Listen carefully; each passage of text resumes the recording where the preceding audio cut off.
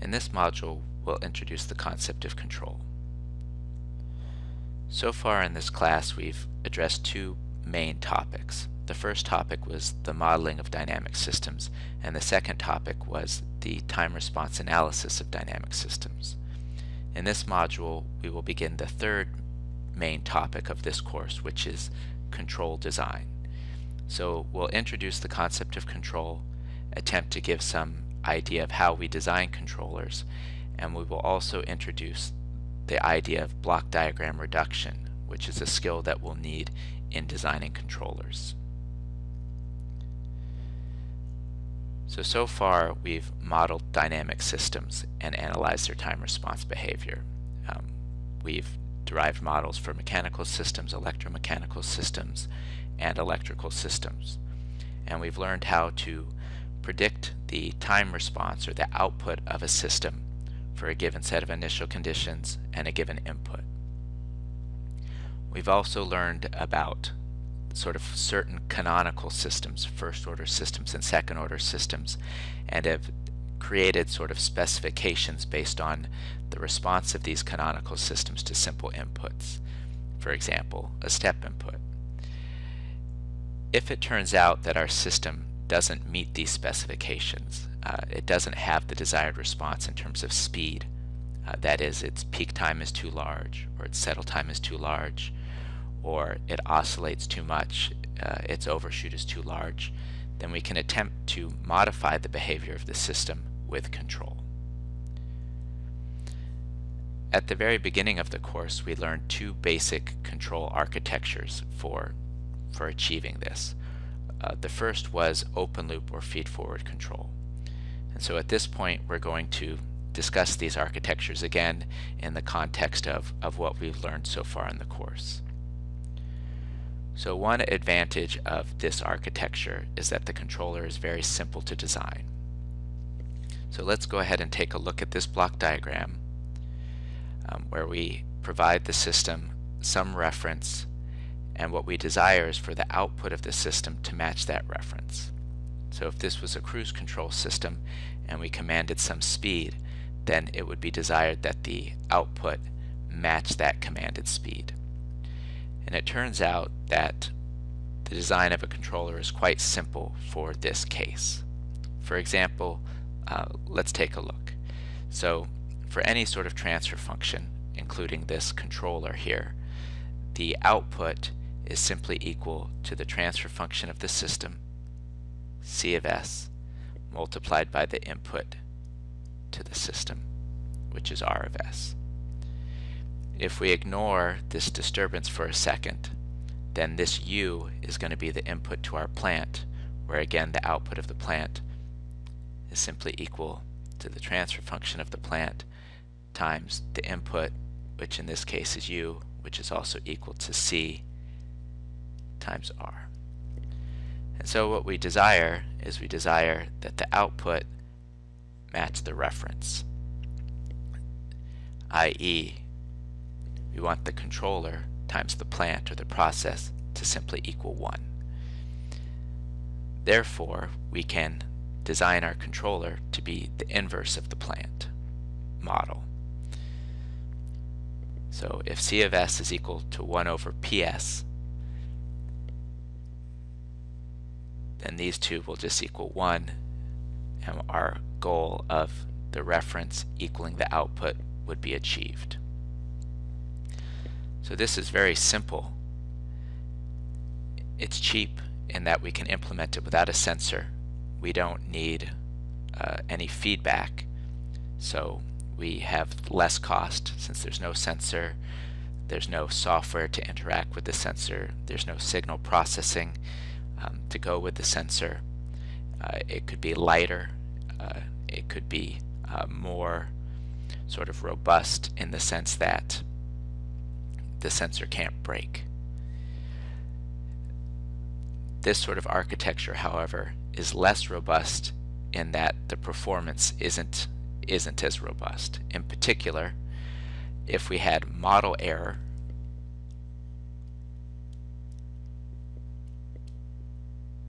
for example, we designed our controller to invert the dynamics of the plant. And so in essence, this P of S is our model of the plant. But if the model of the plant is not known very well, or if the model of the plant changes, then our C of S will be based on some model, let's say P prime, and when we multiply it by P, we won't get this cancellation. They won't equal 1 as desired, and so the reference won't approach, so the output won't approach the commanded reference. And examples of this that we've discussed previously were, for an automobile, perhaps the number of passengers changes, perhaps the plant changes with age, tires get older, the engine gets older, there's some aftermarket change to the vehicle, etc. The other thing that this controller design doesn't take into account is disturbances. So we designed it as if the input to the plant was simply U, but in reality it may include some other input that we don't know or is not desired.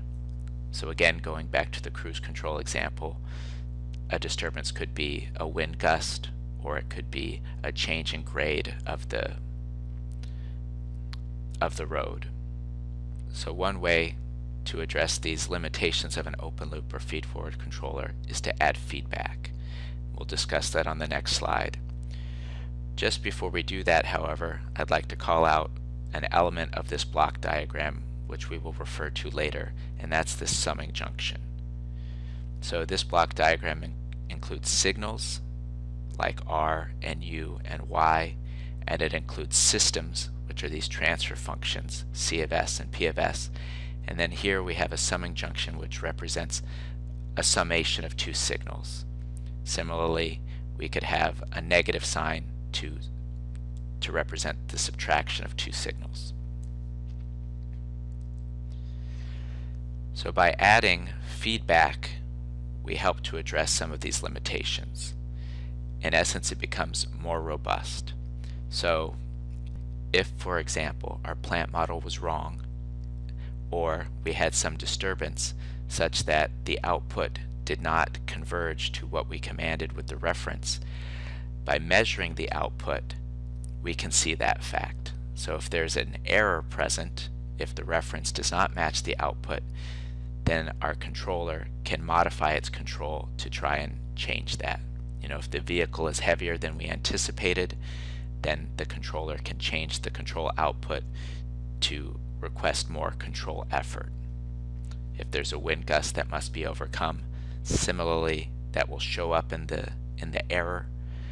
The actual speed will be lower than the commanded speed, and this error can then be used to increase the control effort requested.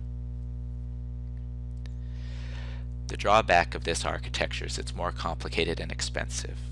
It's more expensive in the sense that there'll be a sensor and all the sort of attendant aspects that go with that, and it can make the design of the controller more complicated. So on the previous slide, we were able to design the controller very simply.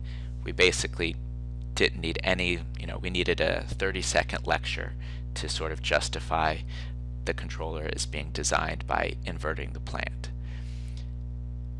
With a closed-loop controller, the design of the controller is more complicated, and we're basically going to spend the rest of the semester learning how to do that. It can also make a stable system become unstable, and this is maybe a little unintuitive, but it turns out you could have a stable controller, i.e. the controller transfer function could have poles all with negative real parts, and the plant could have a transfer function with poles of all negative real parts.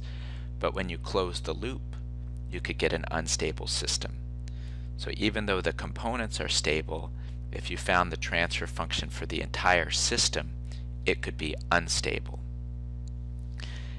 And again, this is a little unintuitive, but maybe one way that you could sort of think about this is imagining pushing your brother on a swing.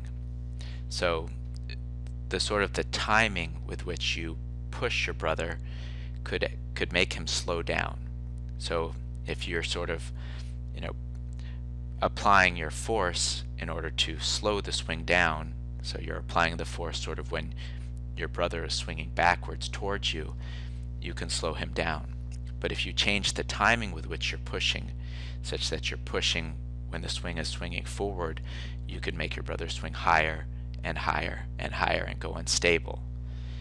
And so there's sort of a simple example where just by changing the timing with which you apply your control, you can make your system go unstable.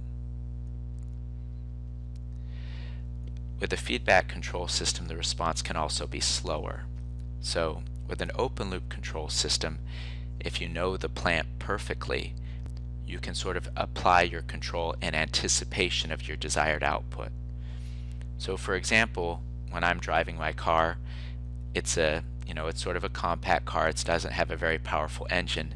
So if I want to pass somebody on the highway, what I'll do is, while I'm still behind that person, I will step on the accelerator before I pull out to pass him. So I'll step on the accelerator, I'll wait a second, then I'll pull out into the lane just as my car is beginning to accelerate. So I applied my control in advance of when I actually needed it, because I knew I had an internal model of my car, and I sort of could anticipate that I could anticipate the dynamics so that I could apply the control before I actually needed it. With feedback control, you can't really do that. You sort of rely on the output. So with your feedback control, you have to wait for your error to develop before you will increase your control. And in that sense, your response can be slower because you have to wait for the dynamics of the plant. There are ways to address that with feedback control, which we'll discuss, but sometimes there can sort of be undesired sort of side effects to doing that. Before we move on to getting more into the design of these control systems, I'm going to simply point out another aspect of block diagrams, which is the branching point. And so in a block diagram, if you have two signals and you split them, the signals are the same. So from this branching point going forward, this is the output Y, and this branch signal is also equal to Y. At this point, we'll now learn a technique that will be necessary for designing controllers. That is, we need to learn how to reduce block diagrams. So looking at this system, we have a negative feedback system with different components, G and H, and they're connected in a certain way. And so ultimately what we want to be able to do is we want to be able to design our controller so that the complete system has a certain behavior. That is, we want the poles of the complete system to be such that we get the settle time we want, the overshoot we want, etc. In order to do that, in order to determine the poles of this full system, we basically want to be able to reduce the block diagram into a single transfer function with a single input, R in this case, and a single output, Y in this case. It turns out that this block diagram reduces into this form, and so the transfer function Y divided by R is equal to this. And so at this point, what we're going to do is we're going to learn how to do that reduction. The first approach that we're going to learn is something called block diagram algebra. And so here again, we have this negative feedback system as was shown on the previous slide, and we want to derive that reduction. We want to derive the transfer function of an input of R and an output of Y. And so the first step in this approach is to define a variable after each summing point. Here we have a summing point. We're going to go ahead and call that signal coming out of the summing junction E for error, because it's the difference between the commanded reference and sort of the measured output. The next thing that we do is that we write equations for the block diagram.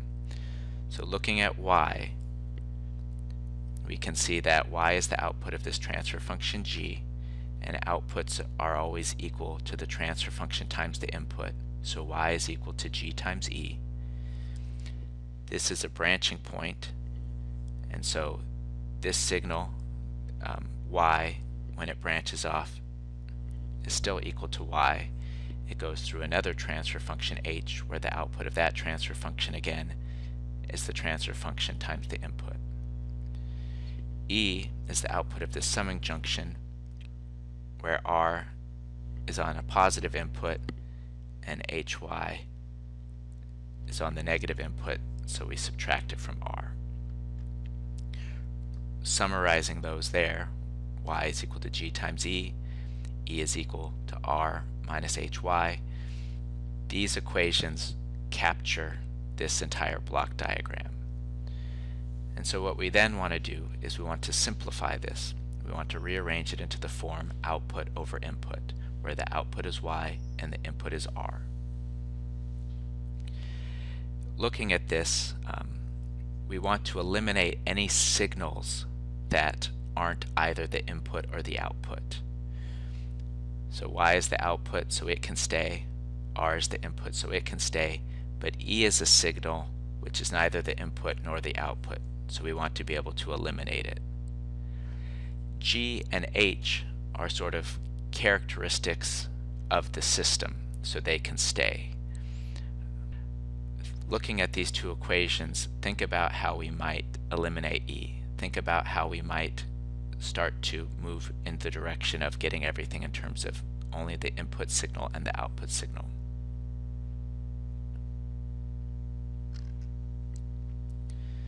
What we can do is we can combine these two equations by taking the second equation, the expression for E, and substituting it into the first equation. And that gives us a single equation without E of S. We can then continue our manipulation in order to get it into the form output over input. So we can distribute the G to get that y is equal to G times R minus G times H times y. We then want to go ahead and collect all of the y terms on one side and all of the r terms on the other side. So we can take this term with a y in it and add it to the other side and factor out the y. So we'll factor out a y from this term, we're left with 1. We factor out a y out of this term, we're left with g times h. Then we can go ahead and take one more step, divide r to the left hand side to get y divided by r. Take this quantity, divide it to the right hand side, and we get our transfer function y divided by r. And you'll notice that this is the same form that we had on the previous slide. This sort of approach to block diagram algebra can be applied to any block diagram. Just the more complicated the diagram, the more algebra that needs to be performed. A second approach to reduction is basically to memorize rules for standard arrangements. So, for example, that negative feedback structure that we had on the previous slide is very common in control systems. And so what we're going to do is we're just going to memorize that result and not derive it every time. So looking back to the previous slide, we want to reduce this and get a transfer function for an input, in this case A, and an output, in this case B. Looking on the previous slide, you might be able to figure out what the reduction is. It turns out that it has this form. And the way that I remember this is I consider the reduction of a negative feedback loop to be forward divided by 1 plus loop. So our input is A and our output is B. So if you follow the forward path from our input to our output, the only thing in our forward path is G1. So that becomes our numerator. That's the forward. Then we have 1 plus loop. And so the loop in this case is that. And the loop consists of G1 in series with G2. So G1 and G2 are in the loop. so that product becomes our loop. This is something that I'll repeat often throughout the course, and it'll just become sort of ingrained in your mind. Let's think of a slightly different structure. So instead of a negative feedback loop, we have a positive feedback loop. So what would the result be if instead of being the feedback being subtracted from the input, from the reference, we added the feedback signal? So going back one slide, think about how it would be different, how the rule would be different if this negative was instead a positive.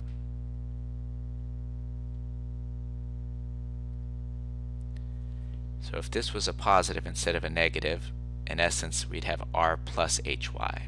So this would become plus, this would become plus, plus.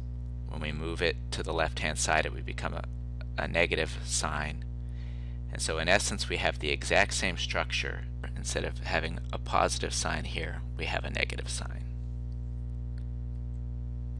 So in summary, the rule for negative feedback is that it reduces to forward over 1 plus loop, and if we have positive feedback, it's very similar, but instead it's forward over 1 minus loop. Positive feedback isn't something that we often implement on purpose, but it does sort of occur naturally in some systems. So we do see it periodically. Another common arrangement that we'll see in block diagrams is to have two systems in series. So looking at this, A is the input to our first component. The output of that is simply the transfer function times the input. That signal is then input into a second component, where again the output is equal to the transfer function times the input. So the transfer function is g2, its input is a times g1. And we want to replace those two blocks in series by an equivalent transfer function. So in essence, if I put in A to the system and I get out B, what is the equivalent transfer function inside the dash box? So if B is the output and A is the input, the output is always equal to the input times the transfer function. So this must be the transfer function of the combined system. Therefore, if you have components in series, transfer functions in series, their transfer functions simply multiply. And this is something that we've alluded to previously in the course. Another common structure is to have two components in parallel. So in this case, we have an input signal A. It branches such that the signal into each of those two blocks are both A. The output of the first block will be simply the transfer function times the input. The output of the second block, again, will simply be the input times the transfer function. Here we have a summing junction where those two signals are added, and so B is equal to A times G1 plus A times G2. If we want to reduce this structure into a single transfer function, we can think of our output B as being the input A times the sum of G1 and G2, where we've simply factored out the A from these two terms. And so in order to match our understanding of the output being the input times the transfer function, we can see that the transfer function is simply the sum of the two components. So to summarize, when we have blocks in series, they multiply. When we have transfer functions in parallel, they sum. If this summing junction instead had negative signs, then we could simply change the sign on G1 and G2. Sometimes there can be a little bit of confusion in that this structure can sometimes look similar to a negative feedback loop or a positive feedback loop. But the distinction is, in this case, both paths are going in the same direction. So the signal through the first component and the signal through the second component are both going forward. Similarly, they could both be going backwards. But with feedback, one path is going forward and one path is going backward. So that's how you distinguish between the two. At this point, we'll now attempt a more complicated block diagram reduction example. Specifically, we're going to look at this block diagram, which represents the torque control of a DC motor. So looking at the components, what we have here is we have a controller, which is a PI controller. It's based on an error. It creates a control output, which in this case is the armature voltage, where the output is proportional to the error. So it's the error times a constant Kp, and it's also proportional to the integral of the error, where 1 divided by S is integration. So we haven't spoken a lot about PI control yet, but there's an example. Here then is the dynamics of the motor. We have some electrical dynamics where the output is the armature current. That is what we're using for our feedback for our control. We're doing torque control, but the fact that torque is proportional to armature current when we have an armature controlled DC motor, it turns out that it's easier to measure current than it is to measure torque. So that's why we're going to use current for feedback and apply a command of desired armature current. We also have the mechanical dynamics of the motor, where there's another feedback loop that's due to the natural dynamics of the motor and its back EMF. And so what we want to do is we want to reduce this whole thing down into a single transfer function so that we can see what the poles of this whole system is. And if we can express the poles for this entire system, then we can see how the control gains Kp and Ki can be designed to put the poles where we want them. This appears quite complicated, and so the way that we're going to reduce it is to really go step by step. And we're going to apply approach number 2, employing the different sort of rules that we've memorized. So take a look and see if there are any places where we can very quickly and simply apply some of the rules we know to begin to reduce this block diagram.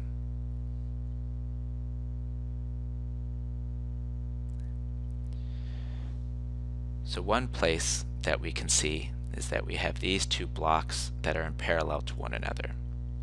And so very quickly we can reduce those two, where we recall that blocks in parallel sum. So we have the one block Kp, we have the other block Ki divided by S. They simply add together. Then over here we have these two blocks in series. And so again, very simply we can reduce this by recalling that blocks in series multiply. So we multiply K. By that transfer function we get K divided by the quantity Js plus B. Moving to the next slide, we've replaced the two blocks that were in series and the two blocks that were in parallel, and already we've started to make the block diagram simpler. If we look closer, we can see a couple more structures that we may recognize. In particular, we have two feedback loops, two negative feedback loops that we recognize, and we know how to reduce those. The problem that we have is that these two feedback loops are sort of intertwined, and so what we need to do is unwind them. Specifically, I want to take this feedback loop and I want to get it inside of this other feedback loop. So I want to move this summing junction to the other side of that block. And the way to do that, or the way that we're going to sort of justify this, is to think about sort of what the signals are equal to in this block diagram. So I'm going to imagine that the signal going into that first block has the name A. And so the output of that block is simply the input multiplied by the transfer function. So that's what this signal is equal to.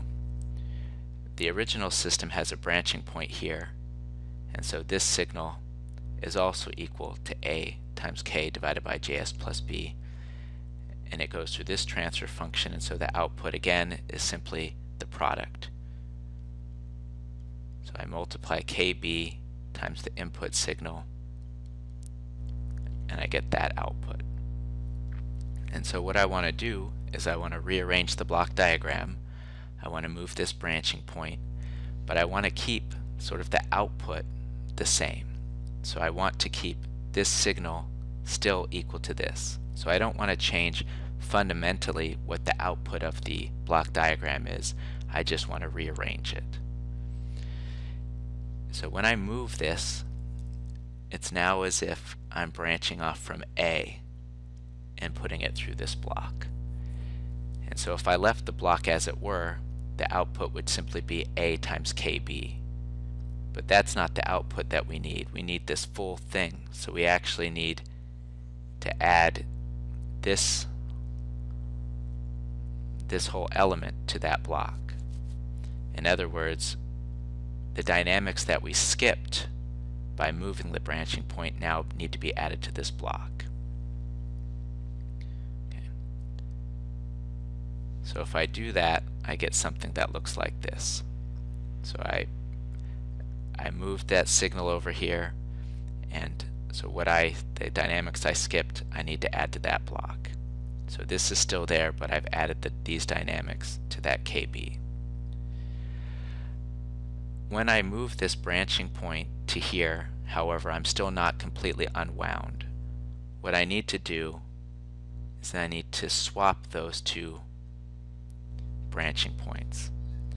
And so now the question is, does the order of branching matter?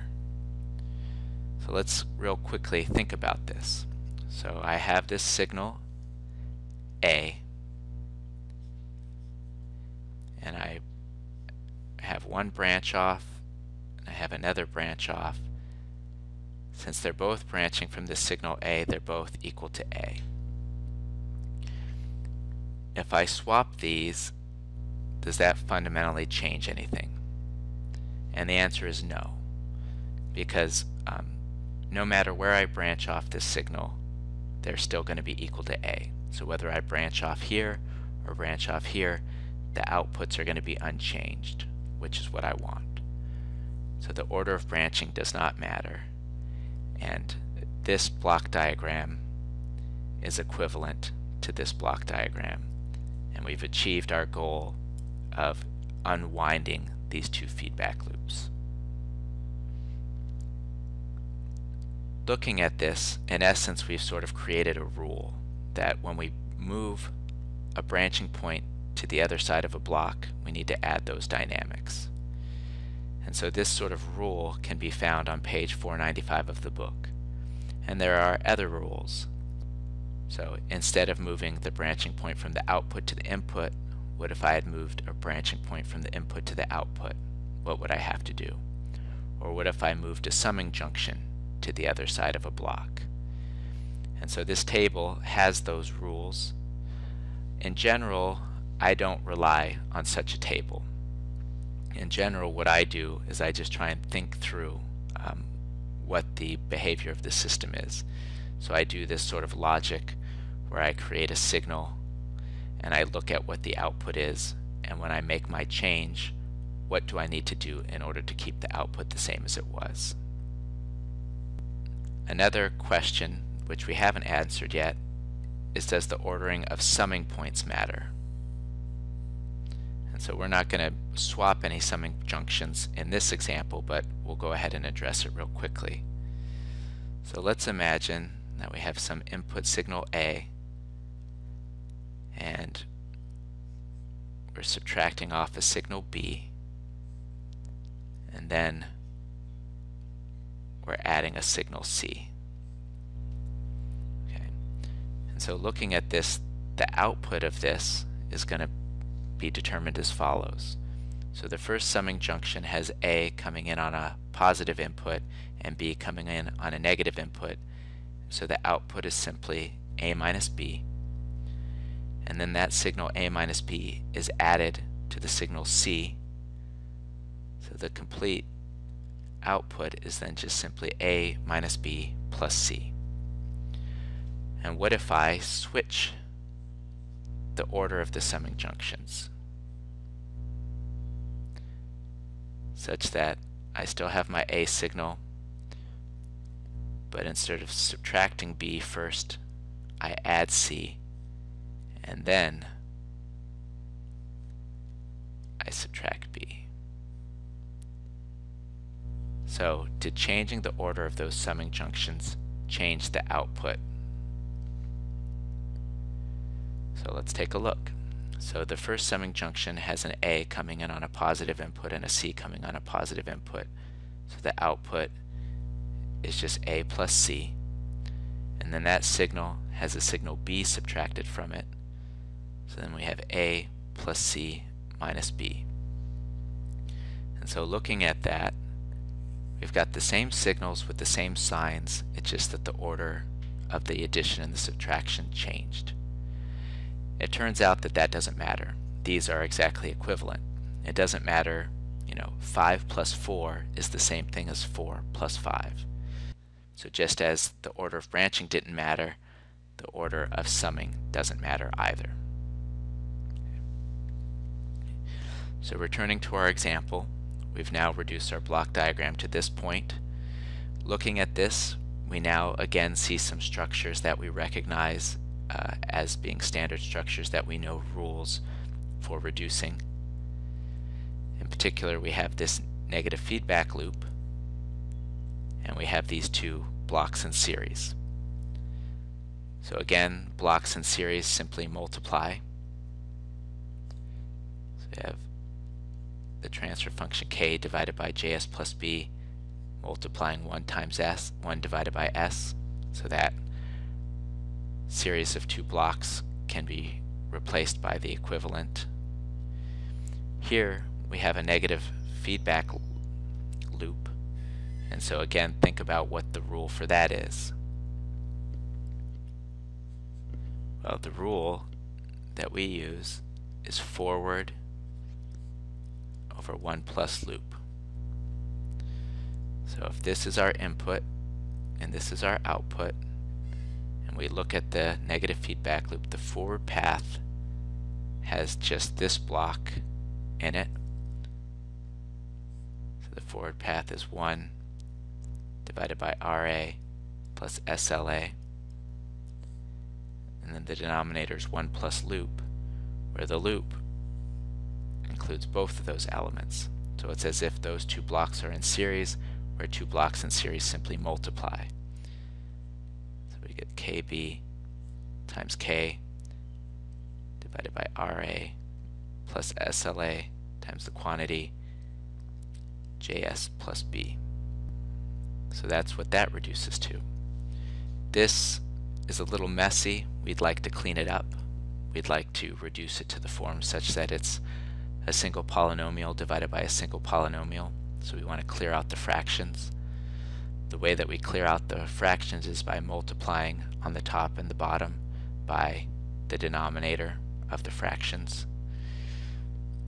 So if we multiply on the top and the bottom by this, when I multiply here, the RA plus SLA will cancel, and we'll be left with a JS plus B. When we multiply this quantity by the denominator, it'll cancel, and we'll just be left with a KB plus a KB times K. And when we multiply this by the denominator, it'll also distribute to the 1. So we'll also end up with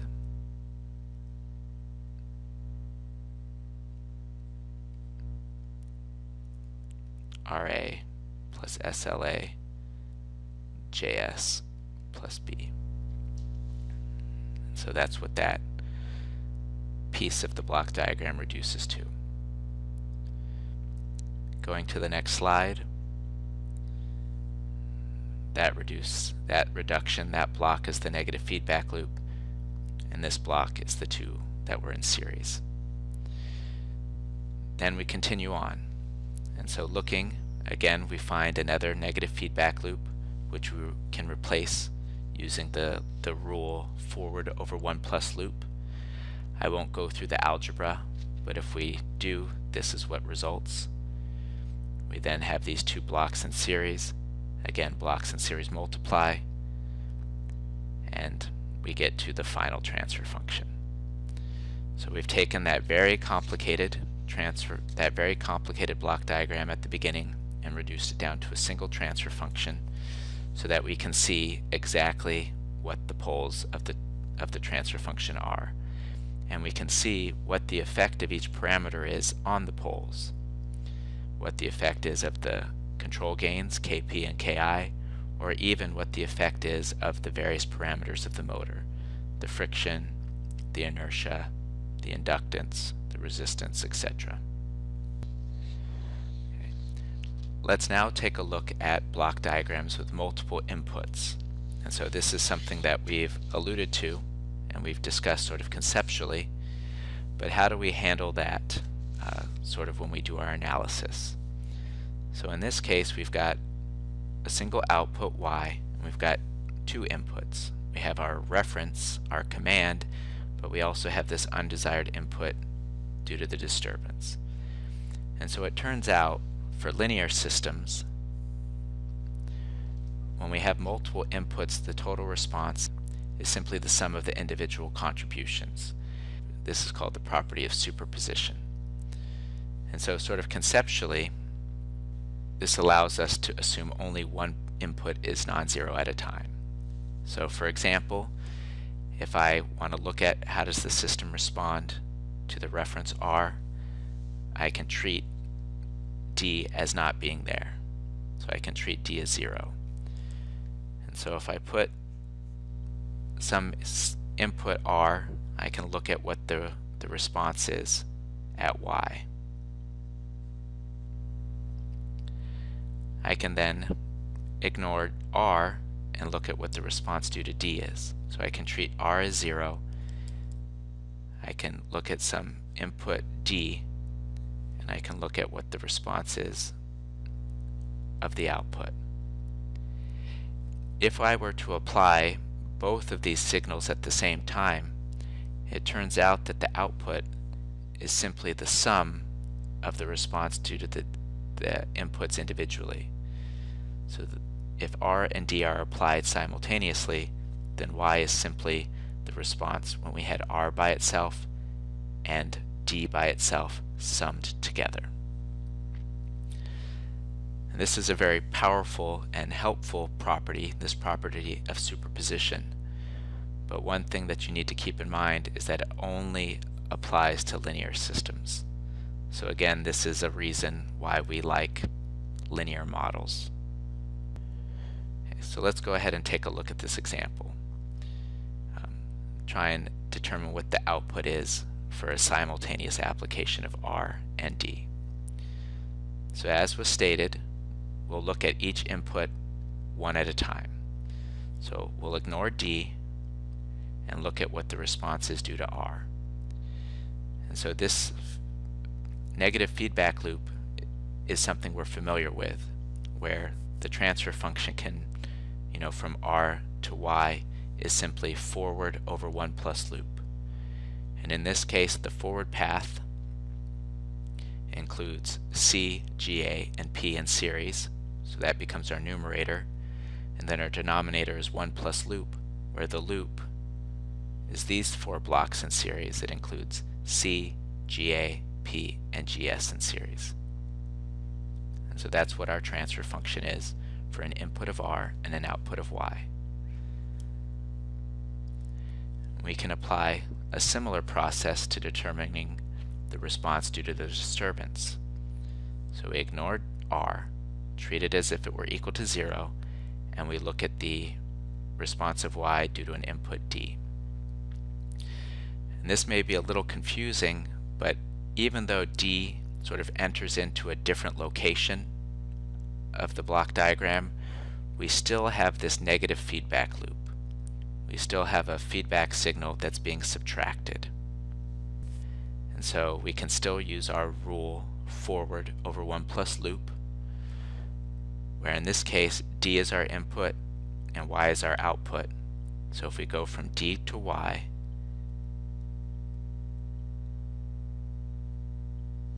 the only element in the forward path is P. So that's going to become our numerator. But our feedback loop, the loop part, is exactly the same as it was when we looked at R. So applying that rule, P is the forward path, and our loop is the same loop as we had in both cases. Okay. If you have a little bit of trouble believing this rule when we have D as an input, I'll try and justify it to you a little bit better on the next slide. But now the question is, if this is how the system responds to R and this is how the system responds to D, how does this system respond to both simultaneously? So if we were looking at R all by itself, the output would simply be the transfer function times the input. And if we were looking at this response of the system to D by itself, the output would simply be the transfer function times the input D. If we're to apply both simultaneously, we can apply the property of superposition where the responses simply add. So we have the response due to the input R, and we simply add it to the response due to the input D to give us our total response. Moving to the next slide, I'm going to try and justify to you why we can still use our forward over 1 plus loop rule even though D enters in a different location. So some people may look at this and think it's as if we have a positive feedback system. It's as if this is the input and then we have this feedback loop where we add the feedback signal. And so that's true. We can think of it that way. But the thing is, we still have this negative summing junction where we're treating R as if it were equal to 0.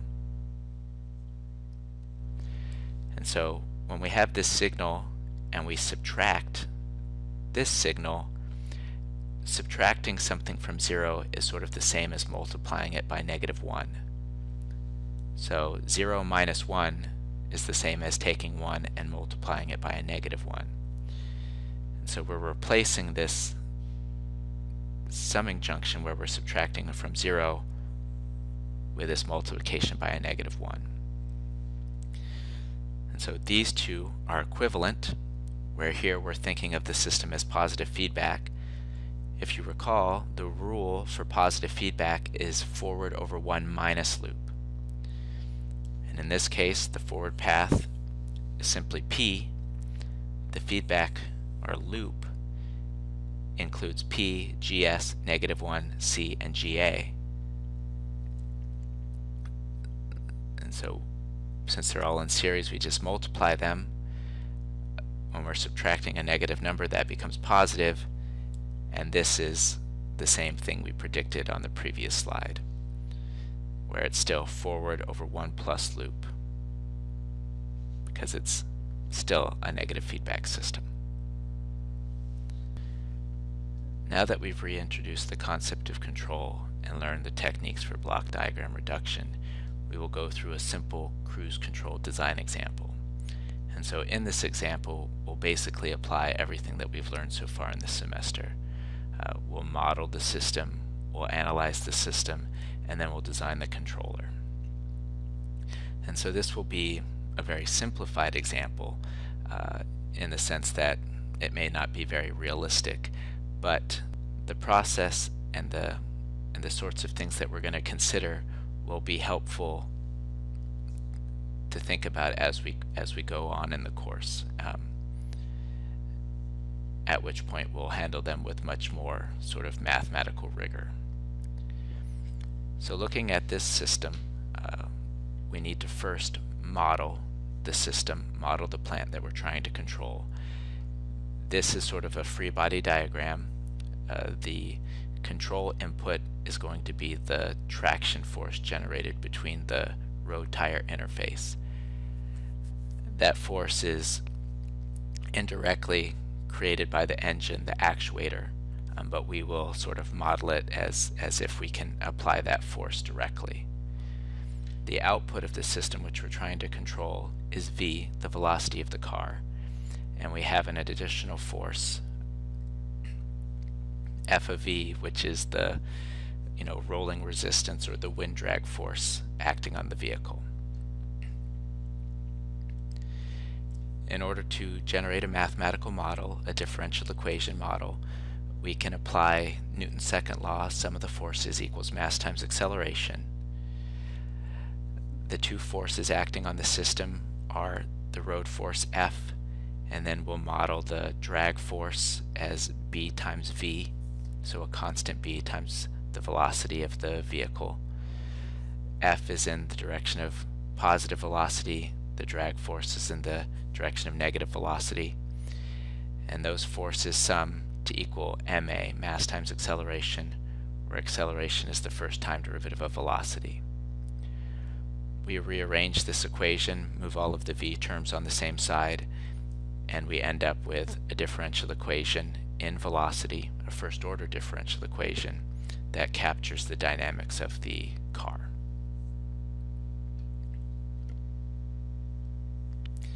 In general, when we do our controller design, we will mostly work with transfer functions.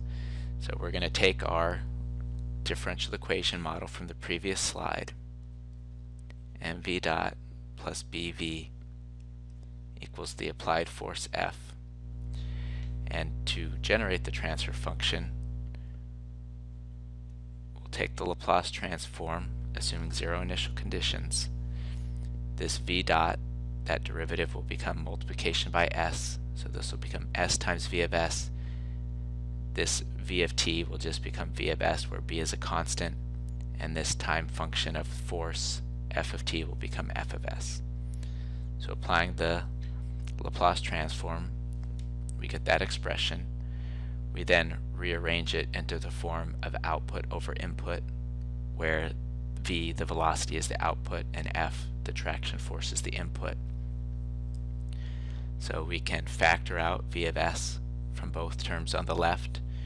We can divide the f to the left-hand side, leaving us a 1, and then we can take the expression that's left when we factor out the v, ms, plus b, and divide that to the right. And that gives us our transfer function for the system.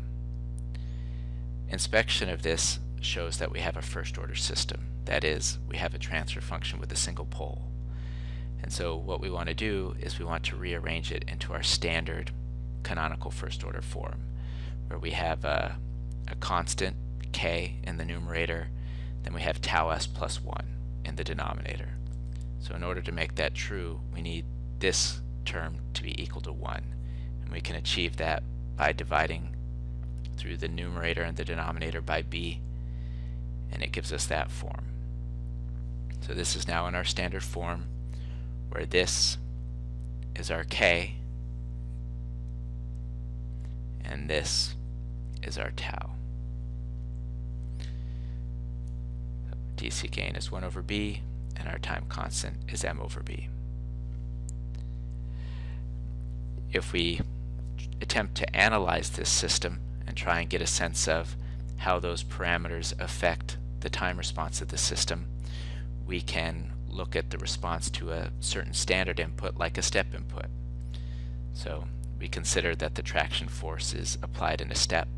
We slam on the accelerator and the force is generated almost instantaneously, and the corresponding velocity of the vehicle responds in this manner. And even if this step input isn't very realistic, if we can't really generate such a traction force in that manner, it's still illustrative in the sense that we can still get a sense of the steady state behavior of the system and the speed of response of the system by looking at its step response. So in particular, the DC gain gives us an indication of the steady state behavior of the system, and we can see that it depends on the drag coefficient of the vehicle, and then the speed of the response of the system is indicated by the time constant, and we can see how that's affected by the mass of the vehicle as well as the drag constant of the vehicle. So this is sort of the open loop response or uncontrolled behavior of the system. This response, it turns out, is stable, which is good. When we slam on the accelerator, the velocity of the vehicle does not go, unstable, grow unbounded. But the response may not be exactly what we want. It may not be robust to wind gusts. It may not be robust to uncertainties in the model of the vehicle. We may apply a certain traction force and not get the resulting velocity that we desire. Or perhaps the dynamics aren't what we want. Maybe the response that we're achieving for slamming on the accelerator isn't fast enough. Or in another system, perhaps we get too much oscillation or too much overshoot. And so the question is, how to make it better? Well, one way to make it better is to redesign the vehicle, change the aerodynamics, change the mass of the vehicle. Another approach is to add control. And so we can consider a block diagram representing the closed loop system. This is our plant. This is the car that we're trying to control. And we can say that we're going to generate the force that's applied to the plant from some controller. We're going to calculate the force that we want to apply using some sort of controller. We have multiple inputs. We have our velocity command, our desired velocity, as an input. We also have undesired inputs like disturbances due to wind gusts or to road grade, etc. We also could have noise. So maybe there is sort of electrical noise on our sensor reading of velocity or whatever. Looking at this block diagram, we've sort of left out a couple of things. So one thing is we've left out the dynamics of the sensor. So we're measuring velocity, and we're sort of presuming that we have velocity exactly, maybe with some noise added to it.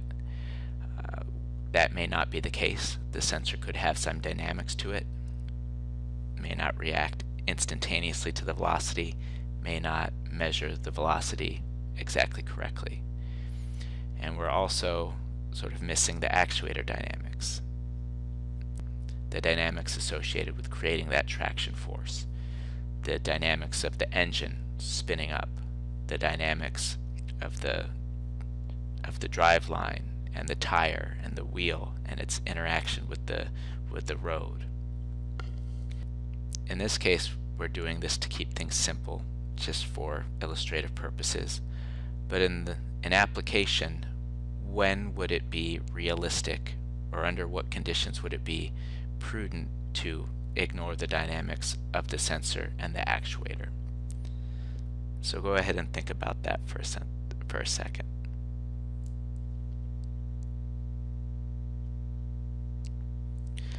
So in general, we are able to neglect dynamics or treat them as static when the dynamics are very fast compared to other elements of the system. So if, for example, the sensor dynamics and the actuator dynamics are very fast compared to the car dynamics, compared to the pole due to this plant, then it would be realistic to treat them as just static. Real quickly, looking at this, the controller that we've implemented or that we've depicted here is just a simple gain K. It's just a constant. This is called a proportional control law. So the traction force being generated is equal to the velocity error times some constant. And so the idea is that the control effort that's applied is proportional to the error. Small error will generate a small force application. A large error will generate a large force application. We would now like to design the controller, that is, choose K, in order to give us the desired behavior. And so the way that we determine K is to look at the closed loop transfer function and see what the effect of K is on the closed loop dynamics. Recall that this system is basically a feedback system, a negative feedback system. We'll look at the response of the velocity output for a reference input, and we'll go ahead and ignore the disturbance and the noise for now. If we look at this, we have a negative feedback system. In the forward path, we have K in series with 1 divided by ms plus b, so this becomes our forward. If we look at the loop, all we have again is K and 1 over ms plus b. There's nothing in the feedback path. So we can almost consider this as if we have just a unity gain in the feedback path. This is called unity feedback. And so if we consider our loop, we have K in series with 1 over ms plus b in series with 1. And the product of these is exactly equal to the forward path. Therefore, the closed loop transfer function, by applying forward over 1 plus loop, we have our forward path K divided by ms plus b over 1 plus loop, where the loop is also K divided by ms plus b. In order to clean this up, we want to clear out the fraction, so we multiply on the top and the bottom by ms plus b in order to clear that out. When we do that, we cancel the ms plus b here. We end up with the numerator of K. We cancel the ms plus b, so we're left with just a K here. And then when we distribute the ms plus b times the 1, we get this term here. And so just like the open loop transfer function, just like the plant transfer function, the closed loop transfer function is also a first order system. We have a single pole. Rearranging it into the form of the standard canonical system, we need to have a 1 here, so we divide through by the sum b plus k on the top and the bottom. That gives us a numerator equal to this and a constant times s plus 1. This is our DC gain, this is our time constant.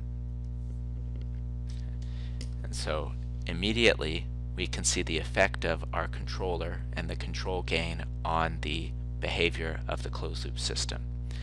And this gives us some sense of how to pick K, how to pick our control gain. So looking at this, it appears that increasing K gives us better performance.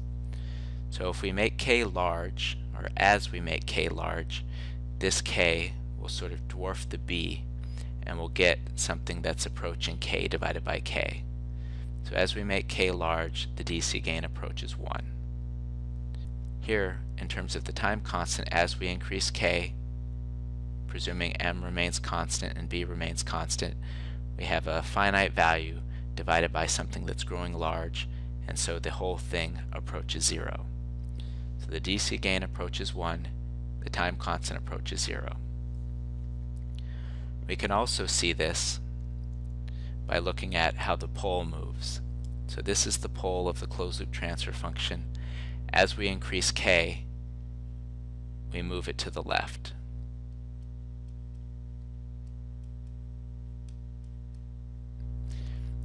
And this matches up with our interpretation of the time constant. So increasing K makes the time constant smaller.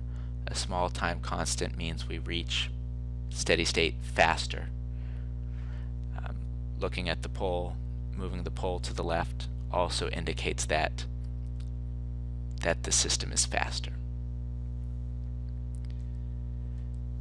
So from the previous slide we saw that making k larger makes the system faster, smaller tau, and the DC gain closer to 1.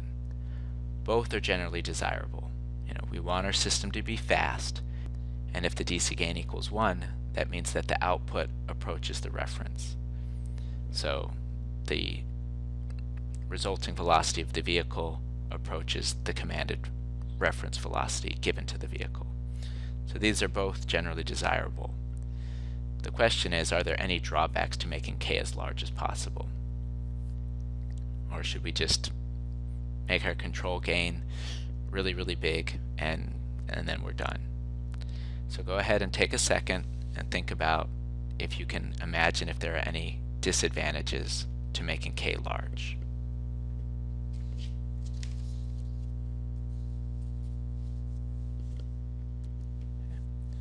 So one drawback is that the actuator will eventually saturate. So the larger your control gain k is, in essence the larger the traction force you're sort of requesting is.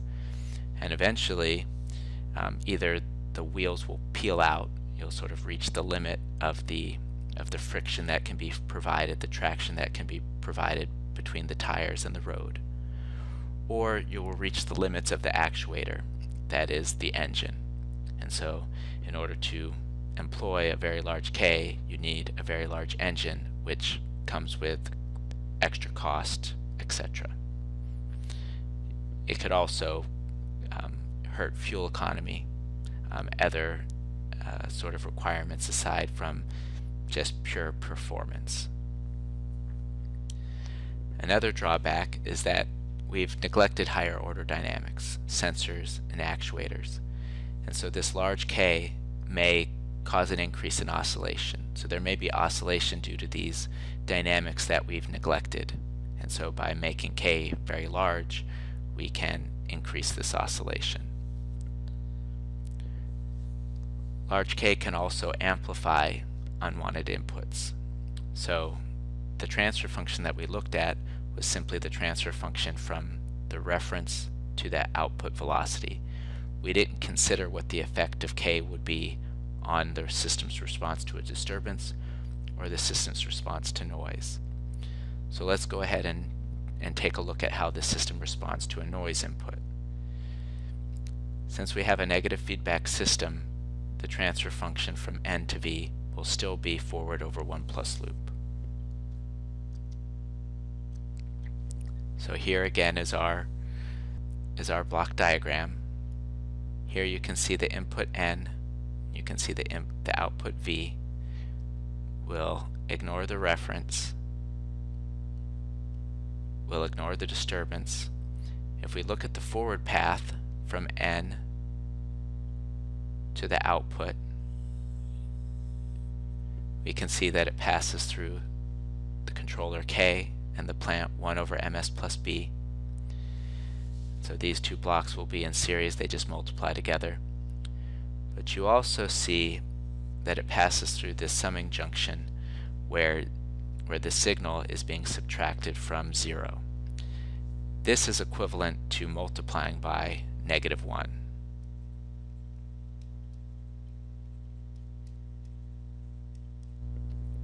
Therefore, the forward path will be k times 1 over ms plus b, but also with a negative sign due to this. If we look at the loop is the same as what we had when we were looking at the response or the transfer function for a reference input. We just have a k, we just have 1 over ms plus b, and it's as if we have a unity gain in the feedback path. So the loop is just equal to k over ms plus b.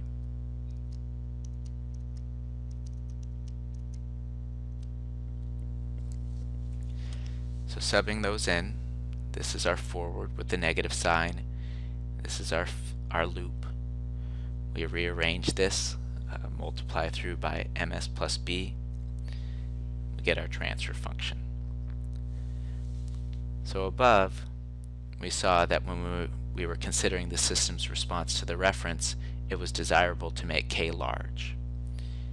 In this case, if we make k large,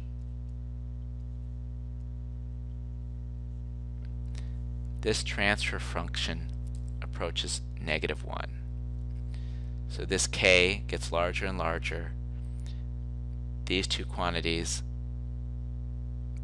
the b and the m, stay the same. And so this k will sort of dwarf these terms, and the magnitude of this will approach -k divided by k, which is -1. This would be undesirable. In essence, the effect of the noise on the velocity is equal to -1. So the noise goes straight into the velocity without any sort of attenuation. In general, you wouldn't want that. You don't want the system, the vehicle's velocity, to react to noise. You want it to be robust to noise. And so here again is another drawback of employing a large k.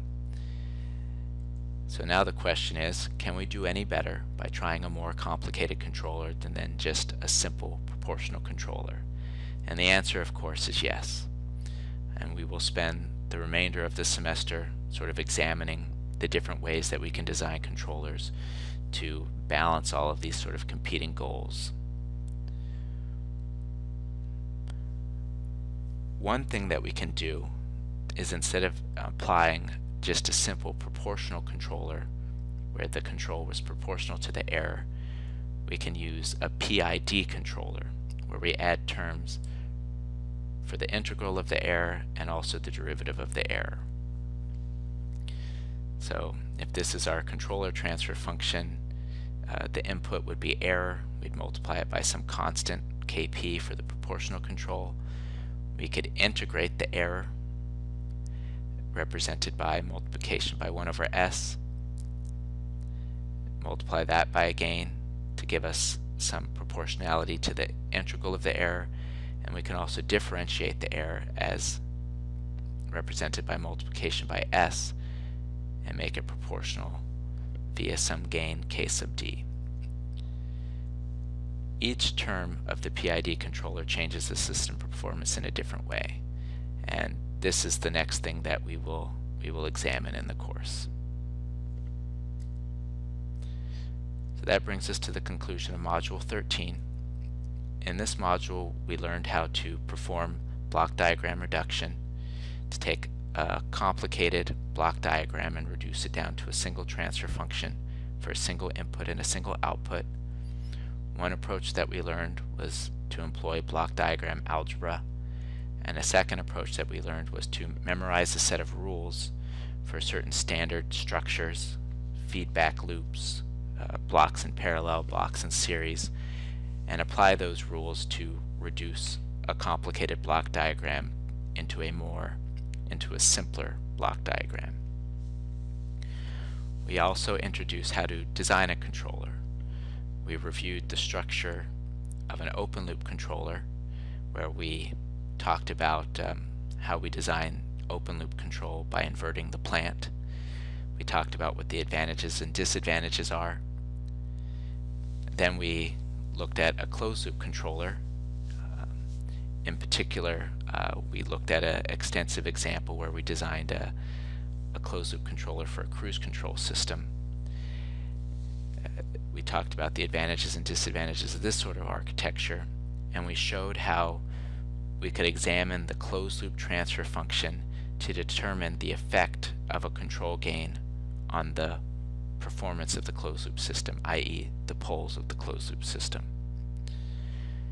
We also discussed how to analyze a system with multiple inputs, how to assess the effect of a reference input as well as undesired inputs such as disturbances and noise.